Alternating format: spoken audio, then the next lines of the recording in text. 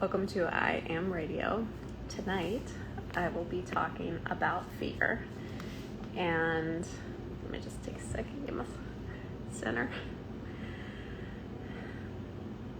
I have a key takeaway phrase for you to use in interrupting your fear patterns. And then I'm going to talk sort of generally about the ways that it could and likely does show up in your life, and another way to work with it.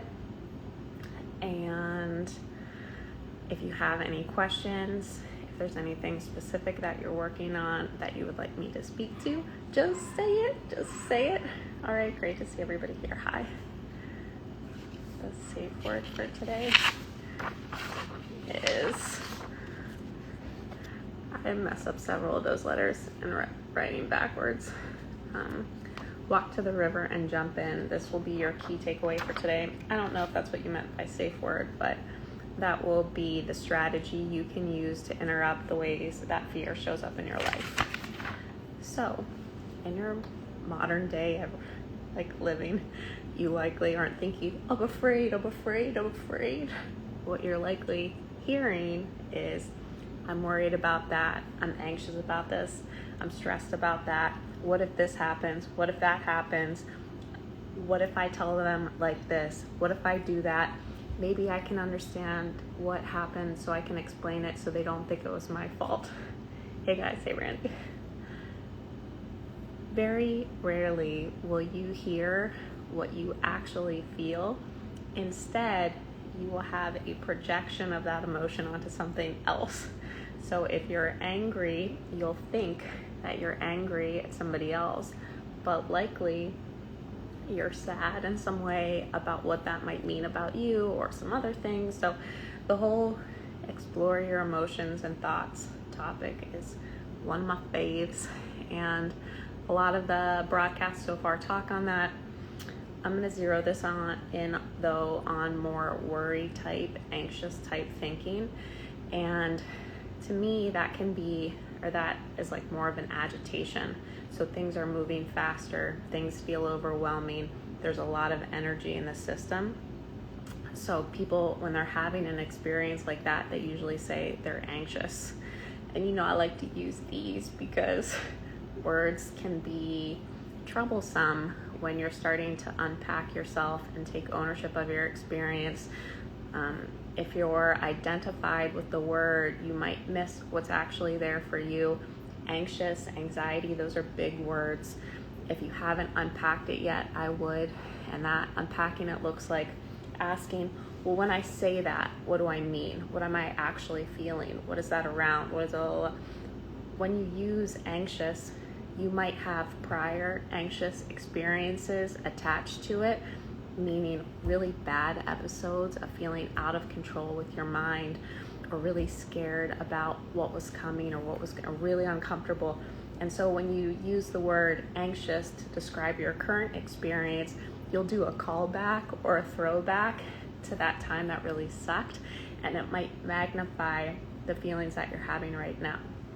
So when you're using words to start to explore your experience, I suggest making new ones up, or just being really clear about what you mean when you say something, so that it's not prescribing your experience. When you say I'm anxious, it might cue you to take on a bunch of other things that you weren't feeling at that time. So if you're saying to somebody I'm mad, then then you interact with that idea later. Oh, I was mad at him. You'll bring a lot of things with you that may or may not have been a part of that. What you might have actually been was, let's say, frustrated that he wasn't able to hear this one thing. Try to be really specific when you're working with your emotions, especially if they're ones that you feel overwhelmed with.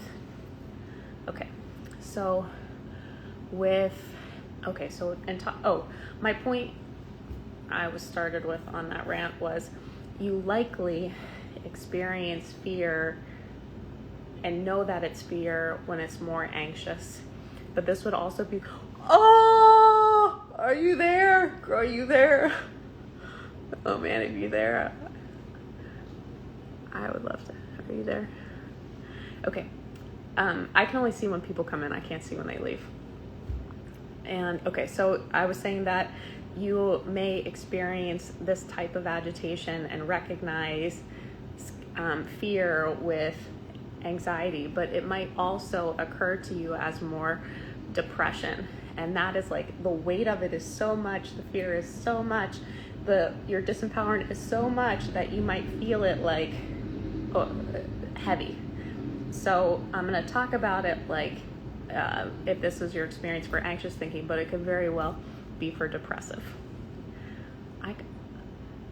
I wanted everyone meet Shauna. She's my girl, and I want to do. Let's do one this week, please. I'm gonna finish this, but I would love to do one with you live. Okay, and anything you want to shout or share in this, please do. So, I'm talking about how fear might be experienced in your life, and usually you're in it without realizing that you're afraid. You generally think it's something else, and you think that the more that you think about whatever the thing is, then you'll feel better. In this advanced diagram, these are lungs. When you are afraid, you might feel or notice a lot of activity, a lot of mental activity. The wheels are turning. You're trying to understand, figure out, forecast, explain, trying to distract yourself. It might show up in your body. You might feel tense, etc. But generally, there's like a lot happening up here. So one way to start to ground that energy is to pull it into the rest of your field. So this is in the spirit of Da Vinci's Vitruvian Man. So here's like this guy in a circle. Notice that there's a lot of anxious thinking, a lot of mental activity, and draw it into your lungs, then the whole way down to your feet. And the way that you do that is imagine that your attention was a spotlight. Your spotlight is on your thoughts. Take your spotlight and bring it to your lungs, and then bring it to your feet, and keep drawing it down out of your head into your body, and then allow it to dissipate out through your field, your energy field. And maybe you're at a place where you can hear in your energy field, maybe not. I wasn't always. This would be what you do when you walk to the river and jump in.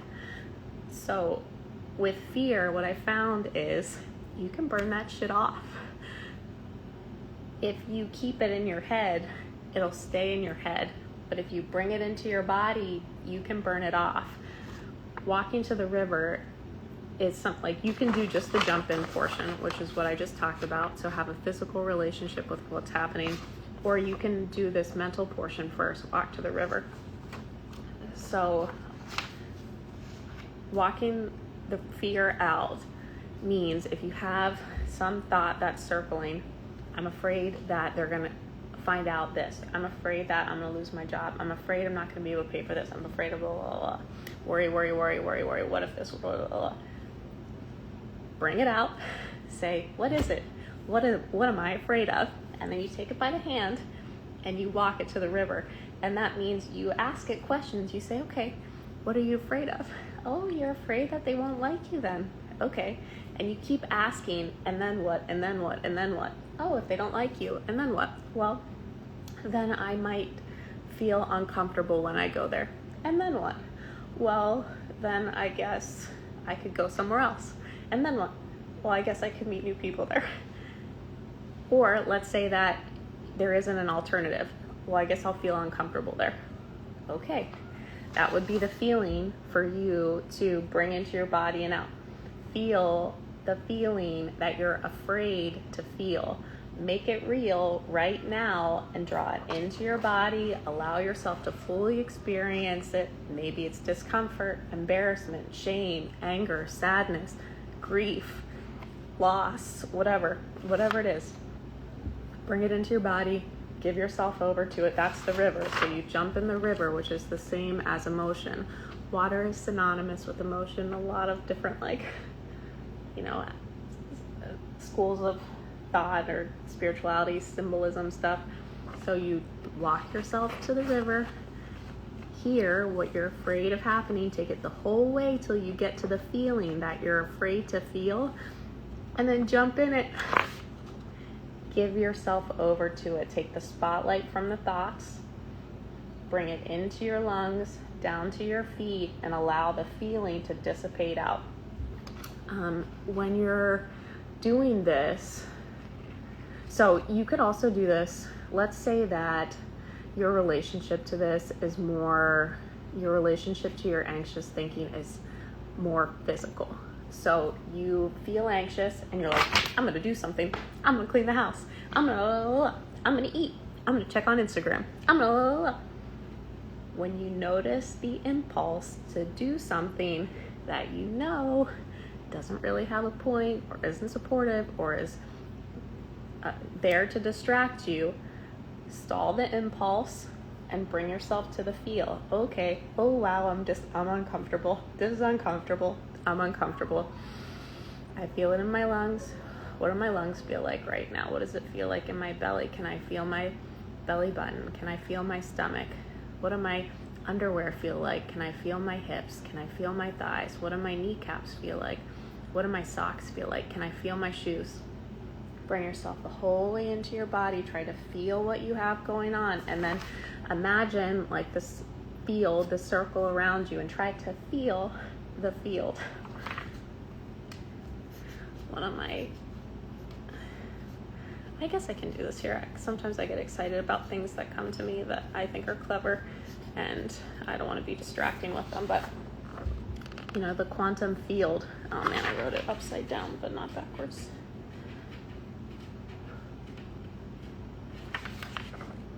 The quantum field. So imagine feeling the air around you, like if you were in the south of France and the sun was setting and there was a light breeze coming in off the water and you just wanted to feel it. You try not to think, you just want to feel it. Like allow yourself to relax into your body and feel the feelings.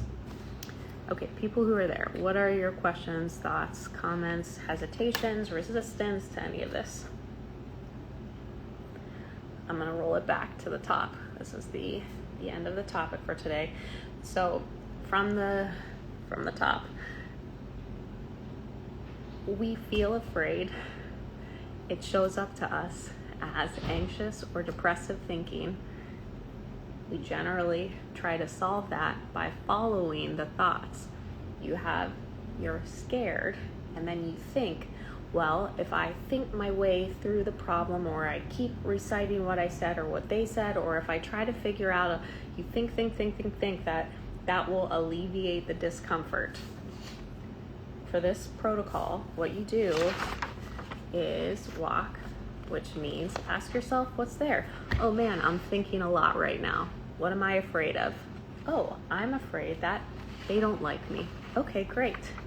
Take that by the hand and walk it to the underlying feeling, the river. Well, let's say that they don't like you. What then? Well, then I'll feel like a fraud. Okay, then what? Well, I'll feel embarrassed. Okay, great. That's your river. The emotion is the water, the feeling. Now jump in. So then you take that feeling, embarrassment, and don't run from it. Jump right in. Let yourself feel all of your embarrassment. What would it feel like to be embarrassed right now? Bring it into your lungs, bring it into your hips, bring it into your feet. Stand there. Imagine that you're somewhere, you're embarrassed. Allow it to flow through you. Push it out into your field. Imagine it dissipating. And when it's done, take a deep breath and go on with your bad self. Some of the deeper feelings you'll likely have to do in layers. Most of the stuff on the path of self-mastery is layered. I can't tell you how many times I thought I was on the bottom of something. I found some video from 2018 this week that was, because I've been doing this for a while, so I was on the gram saying oh, I shed myself, I'm nothing. Like, shit, if I haven't been saying that recently, there are layers. It flakes. What we're looking at is show up to the layer. Flake the layer. You don't have to get it all now. Flake the layer and then go on with your life. Does anyone have any questions, thoughts, feelings? So basically, all right, so when people want to solve their problems, generally they think, okay, if I get a relationship, if I get more money, if I get this, if that's different, if they change, if my mom does this, then I'll feel better. No. Maybe. But in general, they're like, it's all, why did I say that? Oh, because your thinking then, when you're uncomfortable, your thinking goes to those items you can identify. And then it's like, okay, how do I get that? What do I do that? Blah, blah, blah. Think more. You're further away from the present, further away from your power, further away from where you actually have the capacity to do anything to help yourself. It's so funny. All this stuff is so funny. It's very ironic when you start to slow down and ask, like, what am I actually doing? What do I think that I'm doing? How am I actually, like, what am I actually accomplishing? And I would say, let your sense of humor be your guide. Not your guide. How about maybe guide in the standpoint? No. Let your heart and your inner knowing be your guide. Let your sense of humor be the donkey that carries all the shit. I think that's why we have one, because stuff's pretty funny. Okay, anything from anybody before I close today? If you're interested, I do work with people one-on-one to help them kind of clear out what they're projecting externally, what they're, kicking around, what they're stuck in. From my vantage point, I see everything as kind of inside out. And if people have been stuck in the same disempowered patterns for a while, and disempowered basically means you're doing something that isn't getting you where you want to go, or doesn't feel good, and you've tried all the stuff. Maybe there's something on the inside. There's likely a belief, misidentity around your identity. I love this info. It reminds me that energy cannot be created or destroyed but transmuted. It feels to me like you just described the transmutation through the allowance of the feels. Oh, thanks.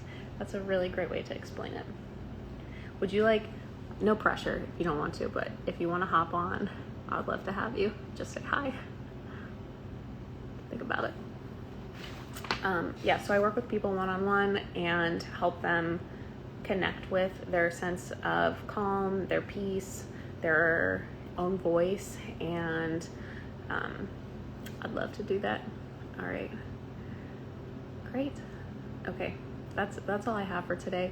Shauna, I'll holler at you and we can set something up for the future. Nice to see all your faces, or the other picture that you have next to your name. In my PJs the other day. Okay, perfect.